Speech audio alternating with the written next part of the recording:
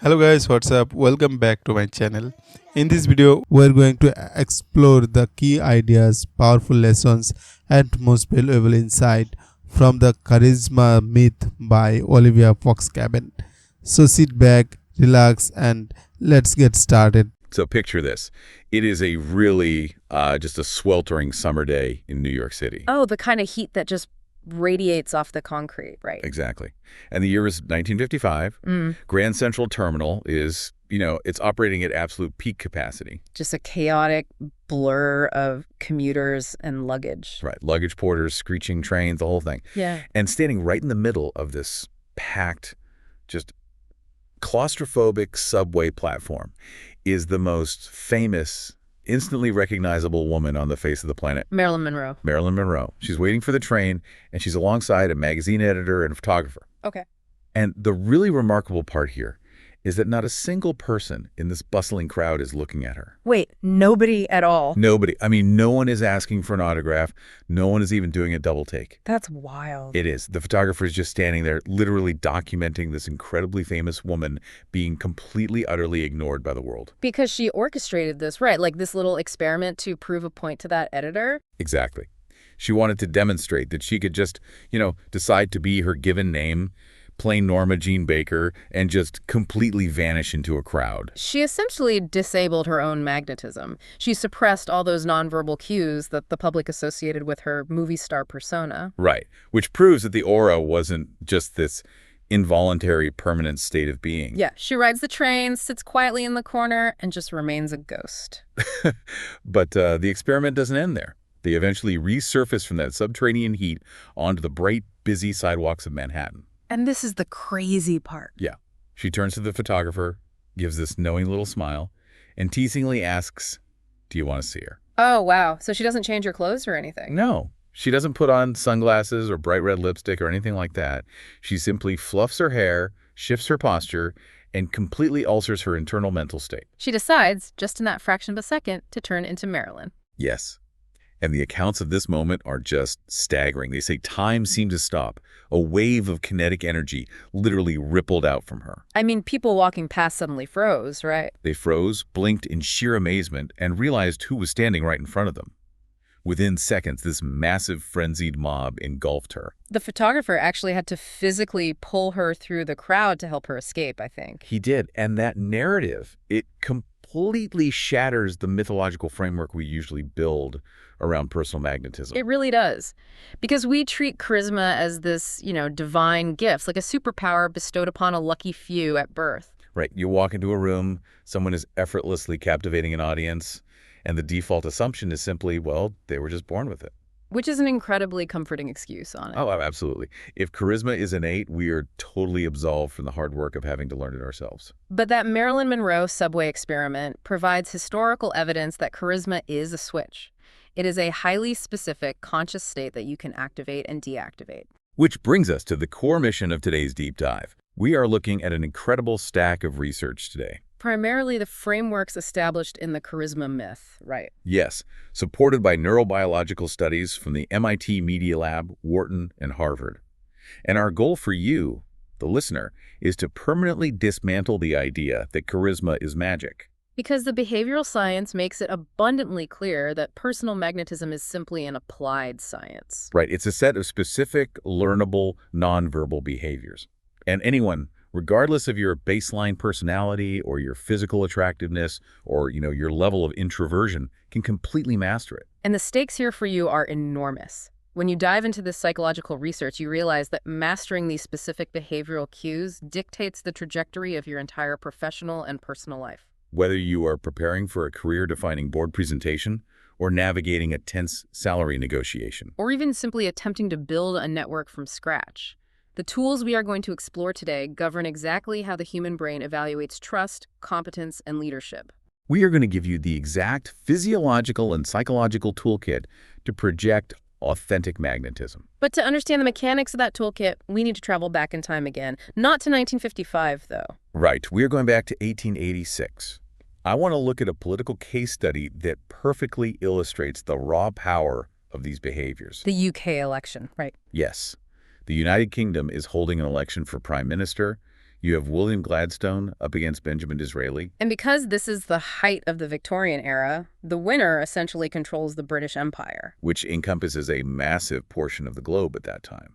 The political tension is just immense. So in the final week before the votes are cast, both men happen to take the same prominent young woman out to dinner on separate evenings. Naturally, the London press tracks her down to ask about her impressions of these two fierce rivals, and her response just went down in history. What did she say exactly? She told the reporters, "After dining with Mr. Gladstone, I thought he was the cleverest person in England. But after dining with Mr. Disraeli, I thought I was the cleverest person in England." That is just brilliant. Yeah. And Disraeli ultimately won that election, right? He did, and that quote perfectly encapsulates the mechanics of charisma. Both men were projecting immense status and intellect. But Gladstone utilized his dinner to broadcast his own power. He ensured his companion knew exactly how intelligent and capable he was. Right, effectively positioning himself above her. Disraeli, however, employed a much more sophisticated behavioral strategy. He took his immense power and directed it entirely toward his companion. Exactly. Using active listening and highly focused nonverbal cues to elevate her status, he made her feel extraordinary. That distinction brings us right to the absolute foundation of the science. The research isolates the charisma equation down to 3 mandatory pillars. Presence, power, and warmth. Right. The literature insists you must have all 3 functioning simultaneously. But I want to explore the evolutionary biology behind this for you. Why these 3 specific traits? Yeah, why wouldn't humor or physical beauty or encyclopedic knowledge be the foundational pillars? Right. We have to view human interaction through the lens of evolutionary survival. Our brains are incredibly ancient hardware operating in a modern world. So for hundreds of thousands of years, human survival on the savannah depended entirely on the ability to make split-second, accurate evaluations of strangers. When our ancestors encountered someone from another tribe, the brain had to immediately answer 2 critical questions to avoid being killed, And the very first question the amygdala processes is friend or foe. which is the warmth evaluation. We are desperately trying to calculate their intentions. Are they approaching to share resources and cooperate, or are they approaching to steal our food and harm us? And we prioritize intent over capacity because a highly capable enemy is the ultimate threat. That leads directly to the second evolutionary question, which is fight or flight. Right, this is the power evaluation. Once we determine their intentions, we have to evaluate their capacity to execute those intentions. Does this person possess the status, the physical strength, or the resources to actually affect the world? If they're a friend, do they have the power to protect me from predators? If they're a foe, do they have the power to destroy me? And our modern brains are still running that exact same Savannah software in the boardroom, on a first date, and at the grocery store. We are constantly, subconsciously scanning every person we meet for cues of warmth and power. And presence is the amplifying catalyst. It is the pillar that signals to the observer that the power and warmth are actually being directed at them in real time. Rather than just being, general ambient traits. But let's look at the failure states. Oh, the corporate world is littered with examples of people who over-index on one pillar while completely neglecting the other. Take someone who projects massive amounts of power, but absolutely zero warmth. That behavioral profile just creates an environment of intimidation. Picture the stereotypical dictatorial CEO. They walk into a room, their posture is expansive, their vocal tone is authoritative, and they possess all the societal markers of status. But they do not make eye contact, they do not listen to feedback, and they dismiss people abruptly. When observers process high power combined with zero warmth, the primal brain registers a potent threat. The resulting emotion is not charismatic attraction. It is fear, resentment, and psychological distance. Right. People will comply with that leader out of self-preservation, but they will not be inspired by them. And they certainly won't offer innovative ideas because the psychological safety is just non-existent. It's the Gladstone approach. Look how formidable I am. You should be intimidated. Now, let's flip the equation. The modern management landscape has seen a huge overcorrection where leaders try to be everyone's best friend. What happens when someone projects overwhelming warmth, but fundamentally lacks any signaling of power? That combination signals subservience. This is the person who is chronically eager to please. Their posture is physically diminished. Their vocal tone constantly rises at the end of sentences, seeking validation, and they nod excessively. They project a total lack of internal authority. While observers might find this person pleasant or sweet, they do not perceive them as a leader. Warmth without power comes across as desperation or neediness. The evolutionary brain looks at that person and concludes, well, this individual has kind intentions, but they are completely incapable of protecting me. Or driving a team toward a goal. They become the office mascot. Exactly. Everyone likes them, but no one is going to follow them into a high-stakes battle. True charisma only emerges when you fuse the capacity to impact the world with the clear signaling of benevolent intent. But here is the major friction point people have with this framework. Right. If projecting charisma just comes down to exhibiting specific markers of power and warmth, why can't I just manufacture it? Yeah, if I am walking into a pitch meeting and I know I need to look authoritative and friendly, I can just force my shoulders back. Puff out my chest and plaster a massive, toothy smile on my face. I can just act the part. But the behavioral science categorically rejects the fake it till you make it approach when it comes to nonverbal communication. And the limiting factor there is the processing speed of the human visual system, specifically regarding the 17-millisecond micro-expression. Let's break down the neuroscience of those 17 milliseconds for a second. What exactly is happening in the brain at that speed? So the human face is an incredibly complex canvas of musculature, controlled largely by the subconscious mind, to broadcast our internal emotional states. Researchers have found that when we experience a genuine emotion, those facial muscles contract and relax in specific patterns. Now, observers are evolutionarily optimized to read those patterns instantly. The amygdala, which is the brain's threat detection center, processes visual data before that data even reaches the conscious visual cortex. Studies demonstrate that a person can accurately register an emotional expression that flashes across another person's face for merely 17 milliseconds. Which means the person I'm talking to is subconsciously reading my facial tension faster than I can consciously think about what my face is doing. Exactly. That is the core issue with attempting to fake charisma. Your conscious cognitive capacity is highly limited. You might be able to remember to keep your shoulders pulled back, and you might be able to force your zygomatic major muscles to pull the corners of your mouth upward into a smile. But you cannot consciously control the thousands of other simultaneous nonverbal signals. Like the subtle dilation of your pupils, the microtension in your jaw, your blink rate, your breathing cadence, or the minute movements of your eyebrows. So if my internal state is actually panicking about the pitch meeting, or if I'm secretly resentful of the client I am smiling at, my subconscious is going to leak that true emotion. It will inevitably leak. A micro-expression of anxiety or contempt will fire across your face, and the observer's brain will catch it. When their primitive threat detection system registers the incongruence, when your spoken words and forced smile scream, "I am confident and friendly," but your micro-expressions broadcast, "I am terrified and deceptive," It triggers a severe fight-or-flight response. yeah, The observer experiences a phenomenon similar to the uncanny valley. their gut instinct screams that something is fundamentally wrong with you. They will perceive you as inauthentic, manipulative, or untrustworthy. Even if they cannot consciously articulate why, faking it literally backfires. You are intentionally trying to be charismatic, but the act of suppressing your real emotions creates physiological leakage that triggers the exact opposite response. They feel a biological repulsion. Stanford researchers have documented this extensively. Yeah, when subjects actively attempt to suppress negative emotions and project fake positive ones, it induces a measurable physiological stress response in the people interacting with them. The observer's blood pressure actually rises when talking to someone who is faking an emotion. That forces us to completely reevaluate the sequence of operations here. If we cannot fake the external behaviors because our own micro-expressions will betray us, we cannot start with body language. We have to start at the psychological bedrock. Charisma must originate as a genuine internal state. You don't micromanage your facial muscles, you manage your neurology, and your physical body follows suit. Which is why the prerequisite to everything else is the mastery of presence. Right. If your internal state is entirely disconnected from the current moment, your body language will broadcast that absence loudly and clearly, instantly neutralizing any power or warmth you possess. Let's do a deep dive into presence, because the research frames this as the ultimate secret weapon, particularly for introverts. It fundamentally challenges the extrovert ideal that dominates corporate culture. Yeah. But first, the definition of presence in this context is much more rigorous than just being in the room. Presence is defined as moment-to-moment awareness. It requires allocating your full cognitive and sensory bandwidth to the interaction occurring right in front of you. Completely overriding the brain's natural tendency to retreat into an internal monologue. Which is a monumental cognitive task in the modern era.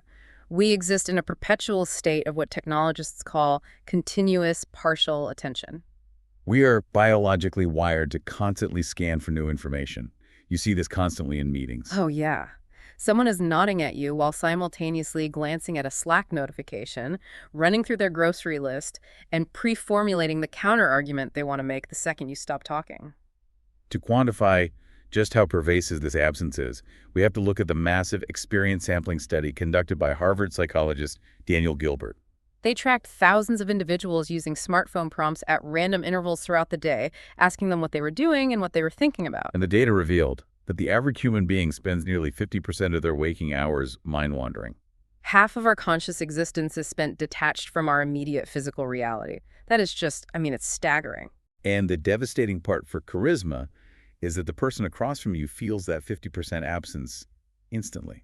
I can recall specific conversations where the other person was maintaining eye contact, their body was facing me, but I could just feel the micro delays in their facial reactions. The lights were on, but the house was completely empty.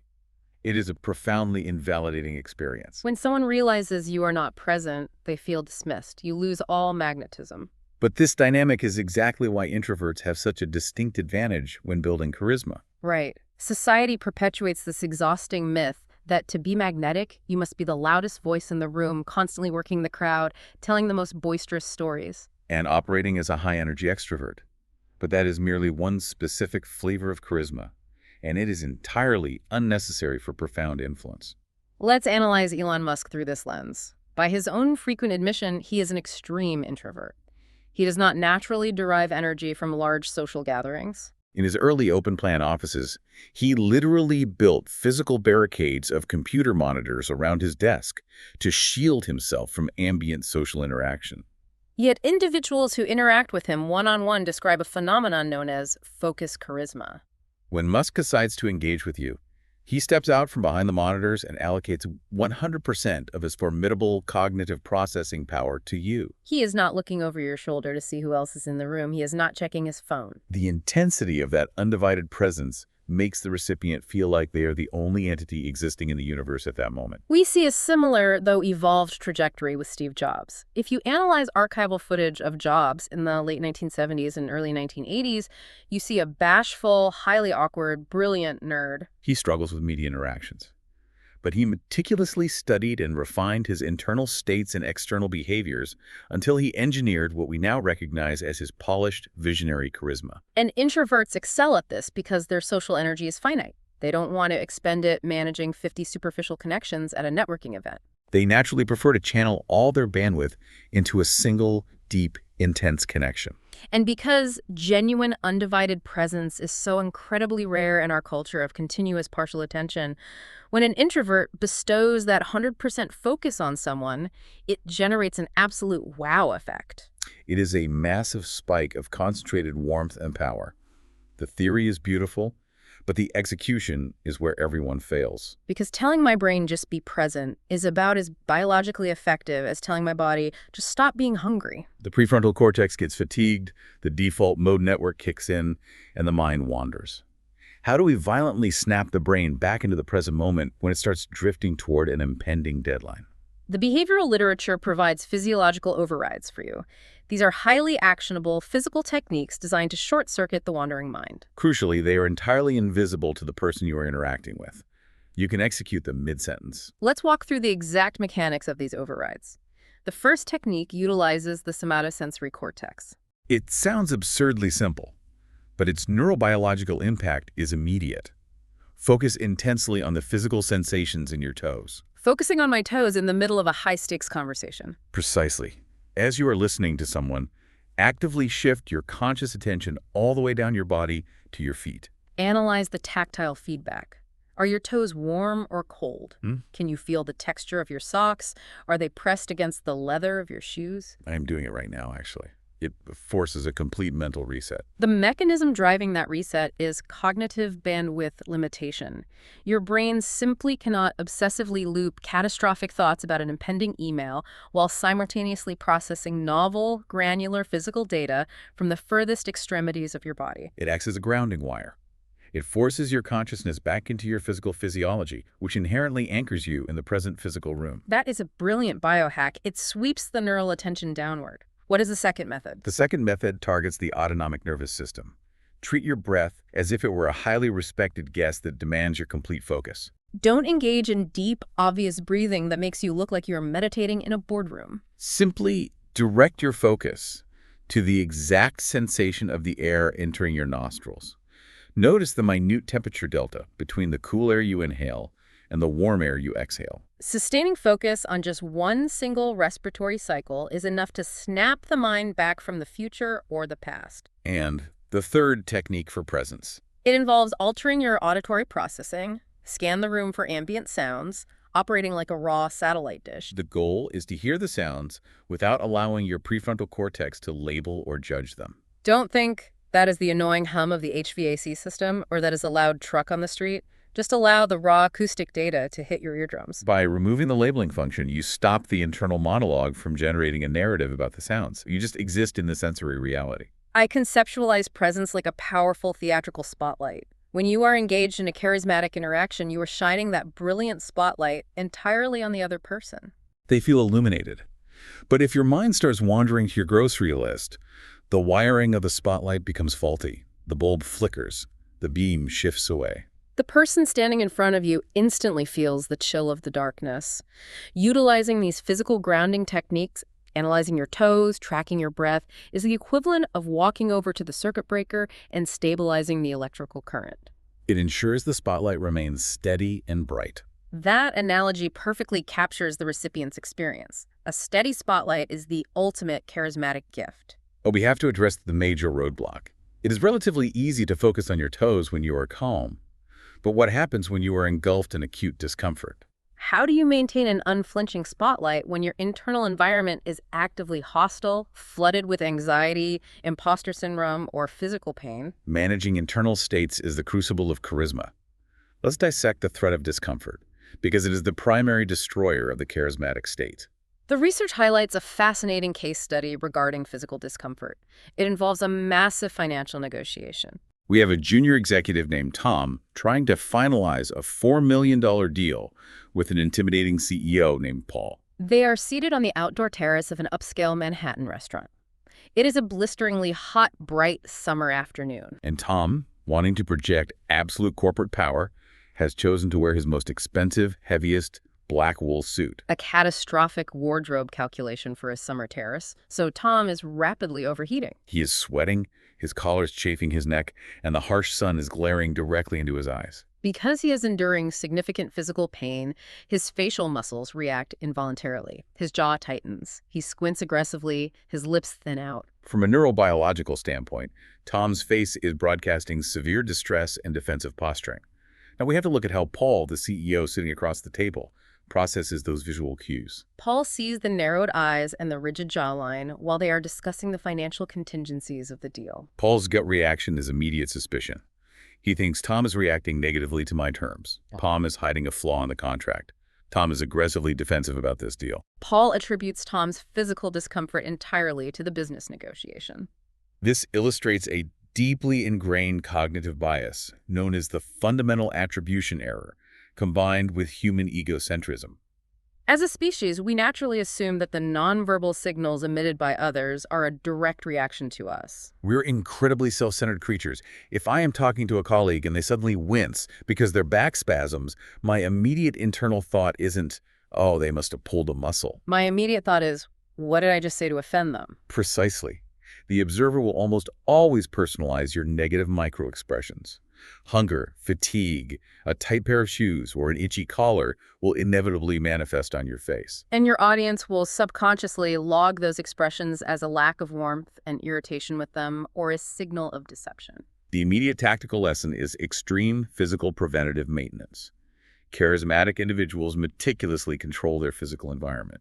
They do not wear clothing that restricts their breathing. They do not enter high-stakes negotiations on an empty stomach.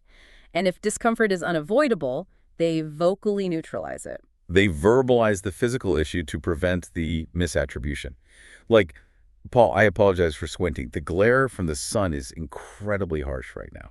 Do you mind if we swap seats? In 5 seconds, Tom could have completely diffused the tension, assuring Paul that the microexpressions were environmental, not interpersonal. But physical discomfort is highly manageable compared to the devastation of mental discomfort.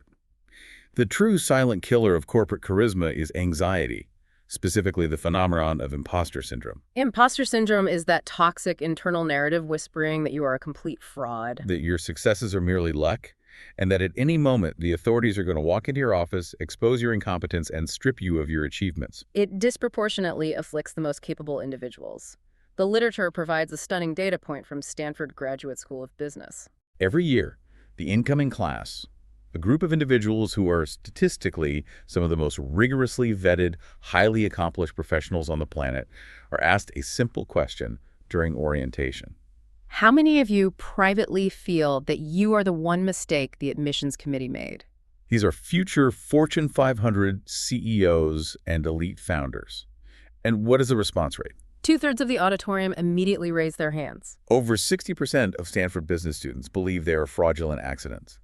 That statistic is staggering, but it proves the universality of this mental friction. And the reason this internal anxiety destroys your external charisma comes down to a fundamental flaw in the brain's architecture. The brain is completely incapable of distinguishing between a real physical threat and a vividly imagined psychological threat. To understand this mechanism, we look at the placebo and nocebo effects in medical literature.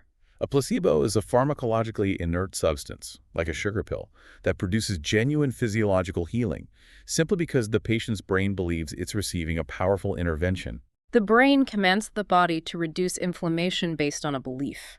The nocebo effect is the dark mirror of this. Patients in clinical trials who are given a harmless leaf, but are explicitly told it is highly toxic. Poison ivy will develop severe, blistering rashes.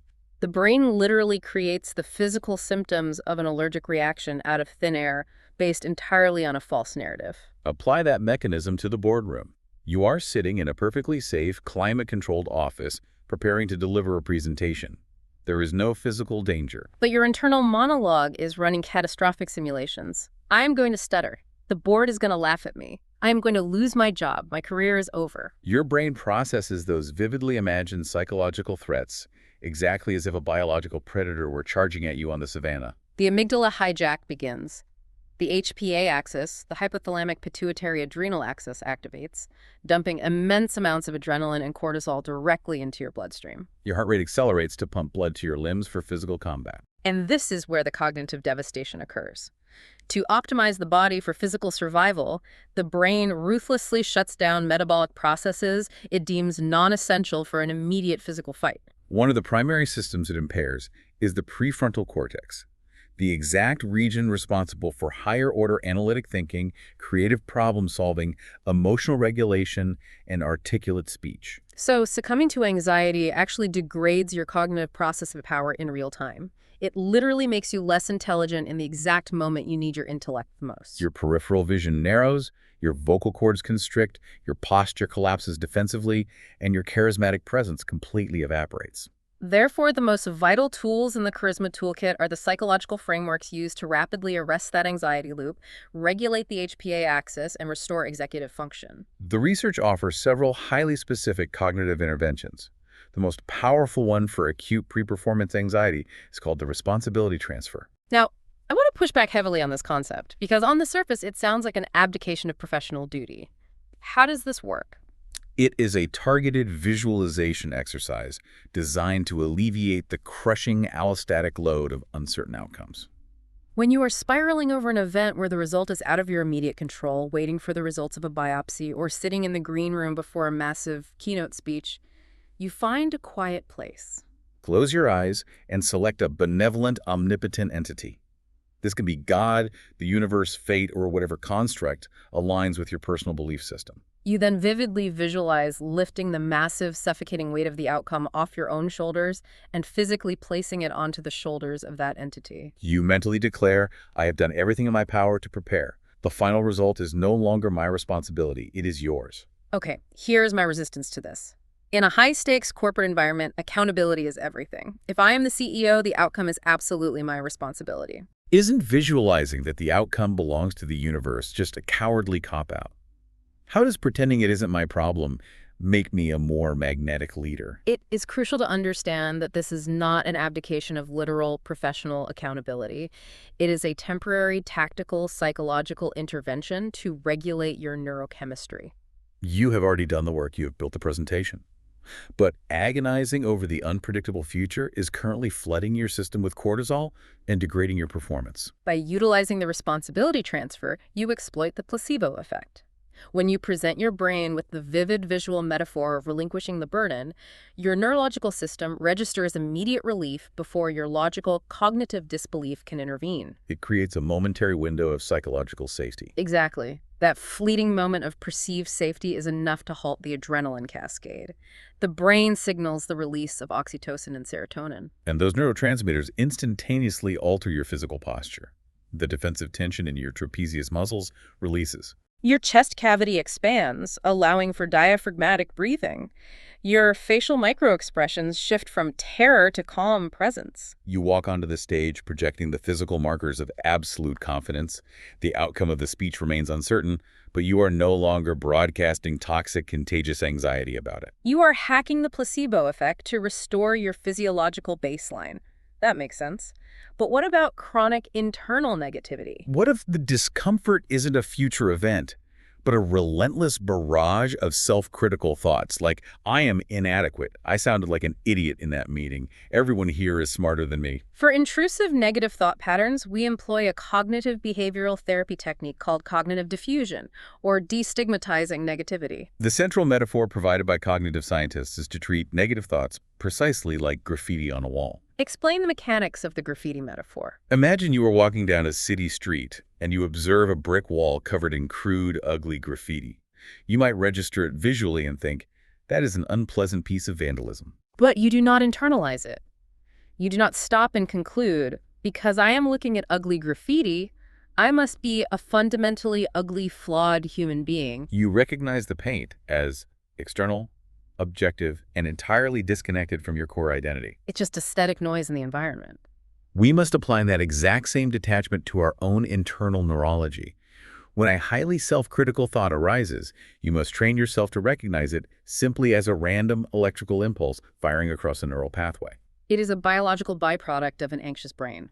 It is not an objective truth about your competence. It is merely mental graffiti. The instinct, though, is to fight it, to argue with the thought and try to forcibly replace it with toxic positivity. Like, no, I'm not an idiot, I'm a genius. And arguing with the thought is the worst possible strategy because it grants the thought validity and engages your emotional centers. It's the classic psychological trap. If I command you to absolutely not think about a white elephant, the only thing your brain can render is a white elephant. Instead of fighting it, you acknowledge it clinically. You label it. Oh, there is a self-critical neural impulse. My brain is generating anxiety graffiti. By labeling it objectively, you neutralize its emotional power. You refuse to fuse your identity with the passing electrical signal. You starve the thought of the emotional oxygen it needs to survive. Okay, so those techniques manage anxiety and self-doubt. But what about cultivating the pillar of warmth? Suppose I have to interact with an inherently difficult, abrasive colleague. My natural physiological response is defensive coldness. How do I manufacture genuine, authentic warmth towards someone I actively dislike? The literature offers a remarkably potent, albeit highly unconventional, visualization technique developed by Dr. Privakini Bradu. It is referred to as the angel wings visualization. I am highly skeptical of anything involving angel wings in a business context, but walk me through the science. When you are engaged in a tense conversation with an abrasive individual and you feel your own warmth completely shutting down, you intentionally imagine, just for a fraction of a second, that this difficult person has a pair of invisible angel wings folded behind their back. That sounds absolutely absurd. If I do that in a board meeting, I'm going to start laughing. The absurdity is actually part of the mechanism. The visual is so stark and unexpected that it violently disrupts your entrenched pattern of resentment. More importantly, it forces a rapid cognitive reframing. It compels your brain to view this hostile individual not as a one-dimensional threat, but as a complex, fundamentally good entity that is simply struggling, reacting out of their own internal pain or fear. It manufactures an instantaneous burst of profound empathy. Yes. and returning to the brain's inability to distinguish imagination from reality. That transient flash of imagined empathy triggers real physiological changes. The rush of goodwill specifically activates the orbicularis oculi muscles, the muscles situated at the outer corners of your eyes. These muscles are completely involuntary. They only contract during genuine emotion, creating what neurologists call a Duchenne smile. The crinkling at the corners of the eyes that signals true joy or warmth. Precisely. You cannot consciously flex the orbicularis oculi, but the angel wings visualization tricks your brain into firing them. The abrasive person you are talking to subconsciously registers that incredibly rare, genuine signal of warmth in your eyes. Their own mirror neurons activate, their defensive posture softens, and the entire hostile dynamic of the conversation pivots, simply because you changed the imaginary movie playing in your own mind. It all comes back to the core premise. You must rewrite your internal reality so your subconscious takes care of the external body language automatically. So, assuming we've deployed these internal tools, we have executed the responsibility transfer, we have neutralized the mental graffiti, and we are utilizing the angel wings, we have successfully quieted the chaotic HPA axis. The mind is grounded. The canvas is prepared. Now we transition to the actual application. How do we physically broadcast that stabilized power and warmth to the outside world? Let's dissect the external toolkit for you, focusing on the mechanics of vocal tone, eye contact, and posture. To understand the sheer magnitude of these external cues, we have to examine a landmark piece of research out of the MIT Media Lab. This study fundamentally rewrites how we understand human influence. This is the 87% accuracy study. Break down the methodology because it is mind-bending. The MIT researchers wanted to isolate the impact of nonverbal communication from the actual content of speech. They outfitted subjects with sophisticated sociometric badges. These were wearable devices packed with sensors that recorded reams of data during high-stakes interactions, business plan pitches to venture capitalists, intense salary negotiations, and high-pressure sales calls. Crucially, the badges did not record the words being spoken. They only captured nonverbal data. Like the physical proximity between the subjects, the variance in vocal pitch and volume, the fluidity of turn-taking in the conversation, and the rate of physical mirroring. So the researchers possessed a massive data set of pure body language and vocal dynamics, completely stripped of any logical arguments, financial data, or brilliant rhetoric. Exactly. They analyzed this purely nonverbal data, and the results were staggering. The algorithms could predict the final outcome of the pitches, the negotiations, and the sales calls with 87% accuracy without ever processing a single spoken word. They could predict who walked away with the millions in venture capital and who got rejected just by analyzing the invisible dance of their postures and vocal cadence. That implies that the logical content of the presentation is almost mathematically irrelevant compared to the behavioral delivery.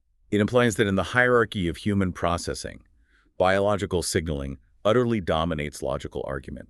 Spoken language is a remarkably recent evolutionary invention. We have only been using complex syntax for a fraction of our history, but we have been using posture, proximity, and tone to establish dominance and cooperation for millions of years.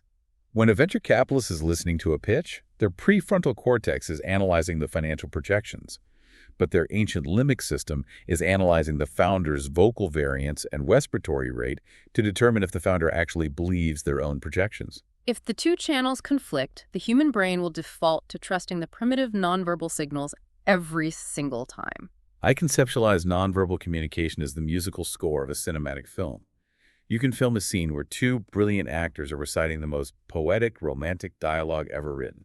But if the musical score playing beneath that dialogue consists of screeching violins and dissonant cello chords from a horror movie, the audience in the theater isn't going to feel romantic. They are going to feel a sense of impending dread. The dialogue is your logic, the music is your body language, and the music dictates the emotional reality of the scene. That is a flawless metaphor. If your posture and vocal tone are playing a horror soundtrack of anxiety and insecurity, your impeccably researched business plan is meaningless. The audience will feel the dread. Therefore, we must learn to consciously compose the right music. We have to master the actionable methods for projecting power and warmth. Let's begin with power. How do I physically construct the architecture of authority? What are the specific hacks for vocal tone? The research identifies 3 precise vocal modifications to instantly broadcast high status. The first is to lower the intonation of your voice at the end of your sentences. Instead of letting the pitch drift upward like you are asking a question. Yes, that upward inflection is known as uptalk. When you raise your pitch at the terminal end of a sentence, you are neurologically signaling uncertainty. You are implicitly asking the listener for validation and approval of your statement. Dominant, powerful individuals do not seek permission to state facts. By dropping the intonation down at the end of a sentence, you signal absolute certainty. The statement becomes definitive. It projects immense cognitive authority. What is the second behavioral tweak for power? It involves motion control. You must radically reduce how quickly and how frequently you nod your head. The bobblehead syndrome. Exactly. When someone is speaking, a single, slow, deliberate nod is an excellent signal of active listening and comprehension. But rapid, continuous nodding is an evolutionary submissive behavior. It is designed to signal, I agree with you completely, please do not perceive me as a threat. Powerful individuals possess physical containment. They do not engage in erratic, unnecessary movements. Stillness is a primary indicator of high status. Stillness commands attention. And what is the third vocal modification? This is perhaps the most difficult to execute, but the most impactful. You must pause for 2 full seconds before answering a question. 2 full seconds of dead silence feels like an absolute eternity in a rapid-fire corporate environment. My immediate instinct is to jump in and fill the void to prove I know the answer. And that instinct is rooted in low-status anxiety.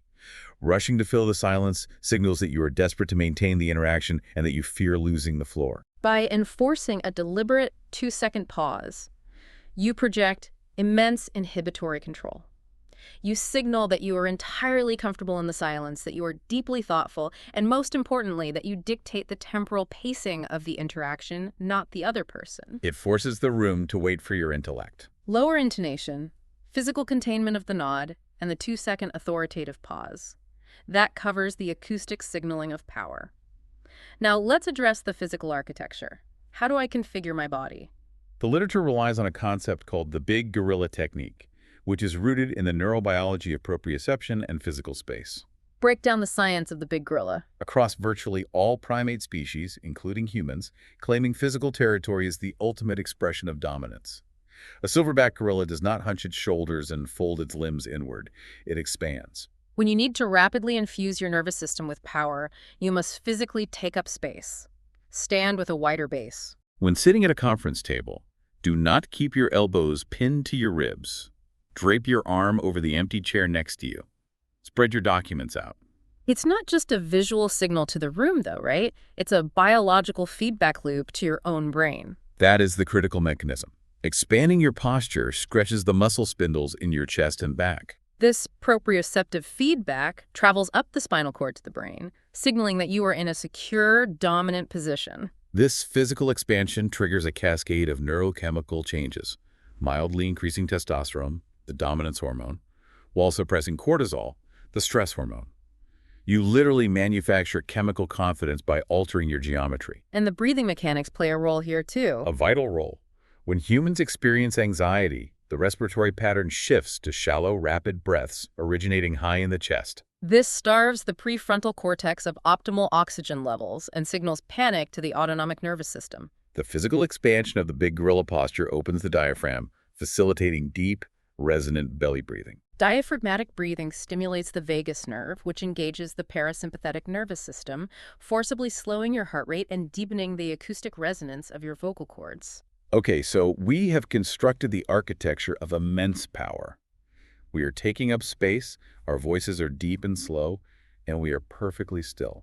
But as we discussed earlier, if we deploy this isolation, we run the severe risk of projecting arrogance and triggering the threat response. We must balance the equation. We need actionable methods for broadcasting warmth. Let's examine the mechanics of eye contact, because this is where a lot of people accidentally project hostility. Eye contact is the primary conduit for human empathy, but the nuance lies entirely in the type of visual focus you employ. The literature distinguishes heavily between a hard focus and a soft focus. Define the physiological difference. What constitutes a hard focus? A hard focus utilizes intense foveal vision. It is the hyper-concentrated, piercing gaze a predator uses to lock onto prey, or a police officer uses to evaluate a suspect. The muscles around the eyes are tight, and the focal point is incredibly narrow. When you subject a colleague to a hard focus, their amygdala instantly registers an interrogative threat. Their sympathetic nervous system flares up. They feel scrutinized, evaluated, and unsafe. It's the difference between glaring at someone and gazing at someone. How do we physiologically shift into a soft focus to project warmth? The hack relies on activating your peripheral vision. While maintaining eye contact with the person, consciously relax the extraocular muscles and allow your visual field to expand outward. Attempt to simultaneously register the walls of the room, the color of the person's shirt, and the ambient environment, rather than just burning a hole into their pupils. Expanding into peripheral vision biologically engages the parasympathetic nervous system, inducing a state of calm receptivity. It signals to the observer that you are present, empathetic, and fundamentally non-threatening. Soft focus disarms their threat detection. And what about the auditory component of warmth? How do I manipulate my vocal cords to sound inherently kind? This is perhaps the most elegant physiological hack in the entire charisma toolkit. If you need your voice to project profound warmth, the only action required is to physically smile. Even if I am on a phone call and the person cannot see me. It is arguably more critical on a phone call. Smiling is not merely a visual cue, it is an acoustic modifier. When you pull the corners of your mouth upward, it fundamentally alters the physical shape of your pharynx and the tension of your vocal cords. It shifts the acoustic resonance chamber of your mouth. The sound waves you produce literally change frequency. The human auditory system is incredibly sensitive to this frequency shift. Listeners can biologically hear a smile in your voice. The acoustic geometry changes. Precisely. And in situations where a massive visible smile would be socially inappropriate, simply imagining a genuine smile or conjuring the feeling of a smile will create micro-contractions in the vocal apparatus sufficient to infuse the tone with warmth. We have established a formidable foundation. We are managing the internal neurochemistry using cognitive interventions. We are engineering our external physical architecture with expansive posture, soft focus eye contact, and modulated vocal resonance. Now we must take this theoretical toolkit and plunge it into the ultimate crucible. High-stakes career conversations and corporate leadership. This is the arena where charisma transcends personal charm and becomes a mechanism for massive organizational influence, because the behavior of a leader possesses a profound ripple effect across a collective. The psychological phenomenon here is emotional contagion. Emotional contagion is the behavioral science term for the rapid, subconscious transmission of emotional states from one individual to a group, facilitated largely by the mirror neuron system in the brain. In any hierarchical group, the individual with the highest perceived status serves as the emotional baseline. The team will instinctively mirror the leader's neurobiological state. If a leader walks into the office projecting tight, anxious micro-expressions, that cortisol-driven anxiety will literally infect the entire team within minutes. The classic positive case study of this phenomenon is Herb Kelleher, the legendary co-founder and CEO of Southwest Airlines. Kelleher was a masterclass in emotional contagion. Researchers analyzing his leadership style noted that he didn't just sit in a corner office, he actively walked the terminals, the tarmac, and the corporate hallways. He functioned as a human emotional oscillator. He maintained a state of high-energy warmth and absolute presence. Every mechanic, flight attendant, or executive he interacted with, even for a 10-second exchange, absorbed his physiological state. He transmitted confidence and positive affect through the entire organizational structure simply by physically moving through it. And we have hard empirical data proving that this charismatic transmission directly impacts corporate performance and the bottom line. Let's look at the research conducted by Robert House at the Wharton School. House conducted an exhaustive meta-analysis of leadership studies across various industries to isolate the specific behavioral formula utilized by charismatic leaders to drive extraordinary team performance. The data revealed a very precise two-part mechanism. Break down the Wharton formula. Charismatic leaders generate massive output by, first, expressing incredibly high, almost unreasonable performance expectations. They set a visionary, incredibly demanding standard. But second, and absolutely crucially, they simultaneously communicate complete unwavering confidence in the team's capacity to actually meet those impossible expectations. The psychological framing is, this upcoming product launch is going to be the most grueling, technically complex endeavor this company has ever attempted. The hours will be brutal. And I know for an absolute biological fact that the people sitting in this room are the only engineers on the planet capable of executing it flawlessly. That precise combination of extreme challenge paired with extreme belief creates a potent neurochemical cocktail of dopamine and oxytocin in the team members. It neutralizes their fear of failure while elevating their sense of purpose. It inspires individuals to willingly make significant personal sacrifices and deliver work far beyond their baseline capacity. Let's apply these mechanics to highly specific, high-stress scenarios. Let's start with the ultimate test of broadcast charisma, delivering a massive presentation to a huge audience. How do you scale these one-on-one tools to a room of 1,000 people? When you step onto a stage, you must master the delicate balance of projecting massive authority to command the space while maintaining intense warmth to prevent alienating the crowd. The historical gold standard for this is Franklin Delano Roosevelt. His radio addresses during the Depression and the war. The fireside chats. Before FDR, presidential rhetoric was characterized by stiff, booming, pompous oration designed for outdoor amphitheaters. FDR revolutionized political charisma by utilizing the intimacy of the microphone. He was broadcasting to tens of millions of terrified Americans, yet he engineered his vocal tone, his pacing, and his vocabulary to create a parasocial interaction. The listener felt as though the President of the United States was sitting in an armchair in their own living room, speaking directly and exclusively to them. He projected the power of the office combined with the warmth of a trusted patriarch. In the modern corporate era, Steve Jobs perfected this on the keynote stage. Jobs was a master of commanding the visual and narrative space. When he unveiled the iPod Nano, he did not stand behind a podium and read a PowerPoint slide, listing the gigabyte storage capacity and battery life metrics. He utilized sensory-rich, physical metaphors. He stepped out onto the open stage, taking up physical space, and asked the audience, "Have you ever wondered what this tiny little pocket in your jeans is actually for?" He then reached in and pulled out the device. He bypassed the logical prefrontal cortex and delivered a direct, emotionally resonant visual narrative. But how do you maintain the illusion of presence with a massive crowd? You can't look at 1,000 people simultaneously. You utilize the 1 to 2 second eye contact rule. The amateur mistake on stage is to continuously sweep your gaze back and forth across the audience like an oscillating fan. That rapid sweeping signals nervousness and prevents any actual connection. The charismatic technique is to stop your gaze. Lock eyes with one specific individual in the third row. Deliver a complete sentence directly to them for 2 full seconds.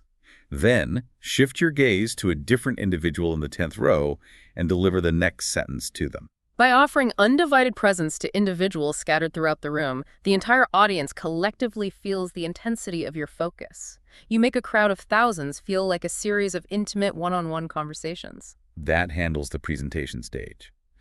But let's look at the darker side of leadership dynamics. What about navigating highly hostile groups? Difficult board members, angry clients. There's a fascinating case study in the research regarding a global corporate chairman named Peter. Peter's scenario is a masterclass in tactical charisma application. He was attempting to pivot his massive multinational firm in a radical, highly controversial new direction. And a significant portion of his board of directors was deeply hostile, entrenched in the old ways, and furious about the proposed changes. If Peter walks into a boardroom facing 12 angry executives, how does he survive? The absolute golden rule of charisma in conflict is this: you must never attempt to charm or persuade a hostile group all at once. The tribal group dynamics and the collective emotional contagion of anger will invariably overwhelm your individual charisma. Peter understood this behavioral law. He utilized a meticulous divide-and-conquer strategy. So he dismantled the group dynamic. Entirely. Prior to the massive board vote, Peter spent weeks flying around the globe to conduct isolated one-on-one meetings with every single dissenting board member. By isolating them, he removed the performative aspect of group anger.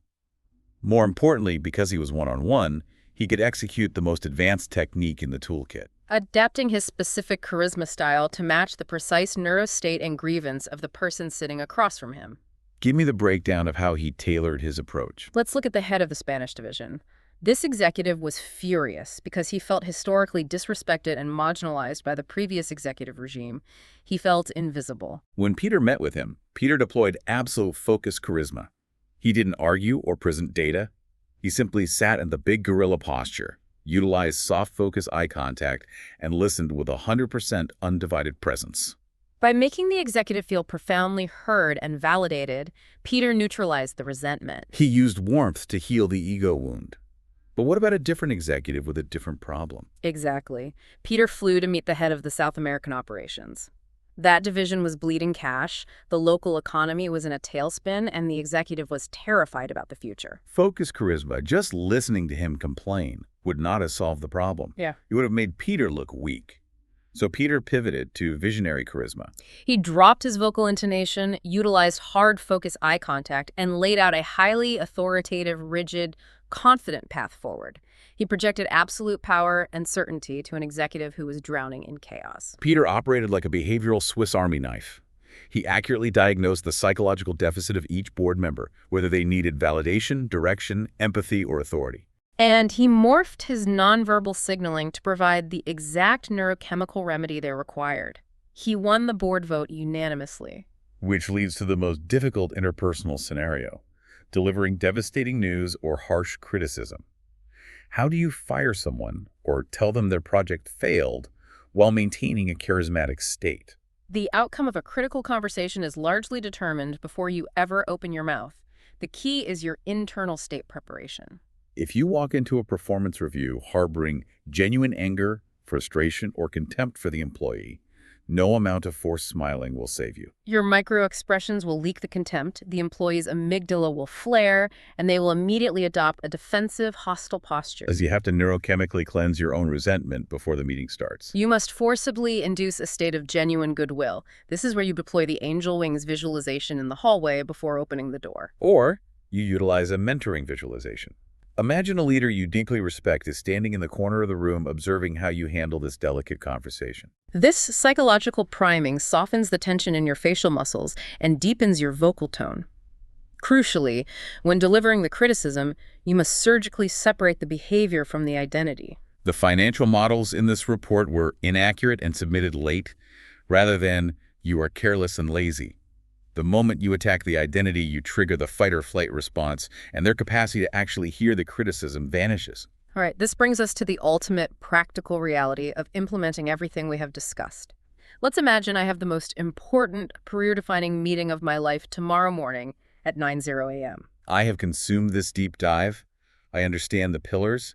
Can I simply wake up at 8:55 a.m., flick the Marilyn Monroe switch, and stride into the boardroom as a magnetic titan? The behavioral science says absolutely, categorically not, and this is the most pervasive misconception about applied charisma. You cannot cold start the charismatic engine. It requires rigorous warming up. You are comparing it to athletic performance. The physiological mechanisms are identical.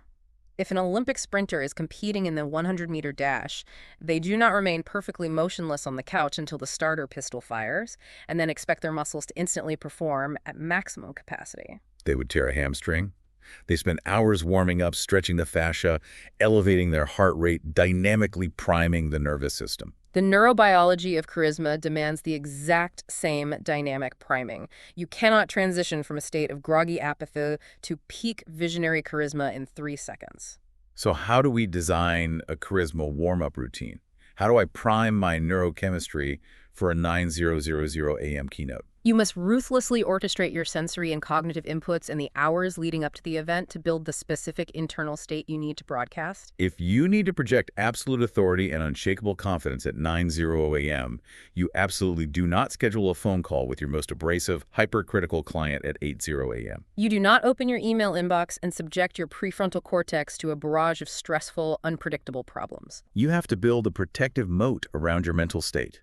You curate the inputs to manipulate your hormones. Precisely. You utilize auditory priming.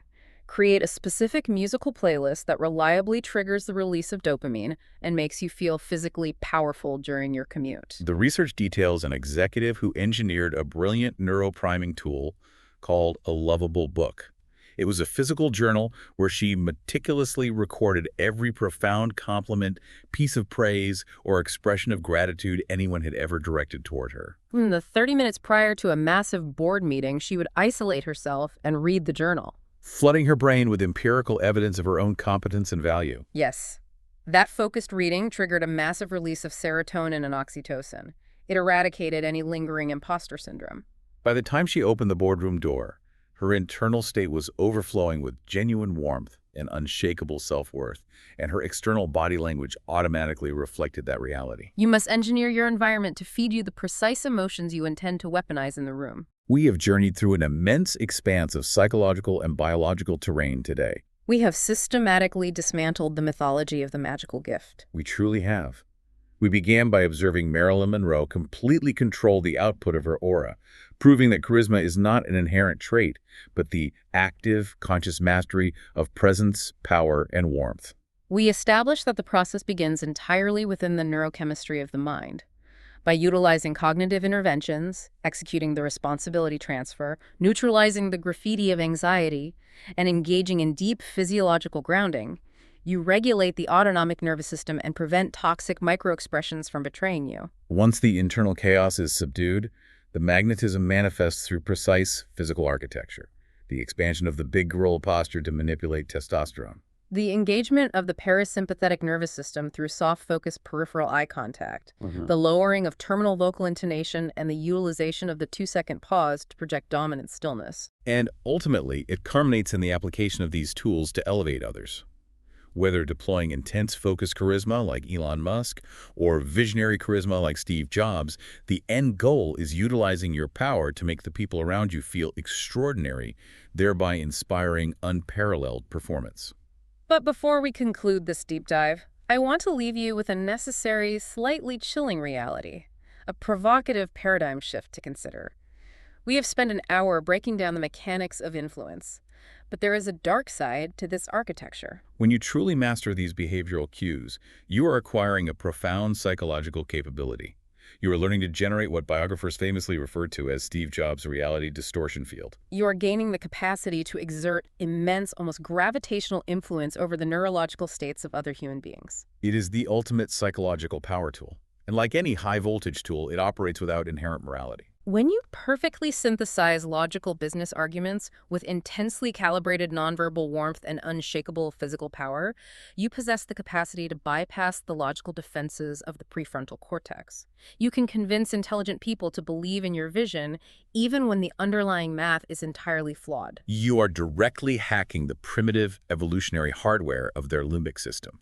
You are making their amygdala feel safe and their mirror neurons feel inspired. Because you make them feel so incredibly powerful and valued in your presence, they may become unhealthily attached to your leadership. They will trust you implicitly. They will follow you into the fire. The X-ray machine is no longer broken.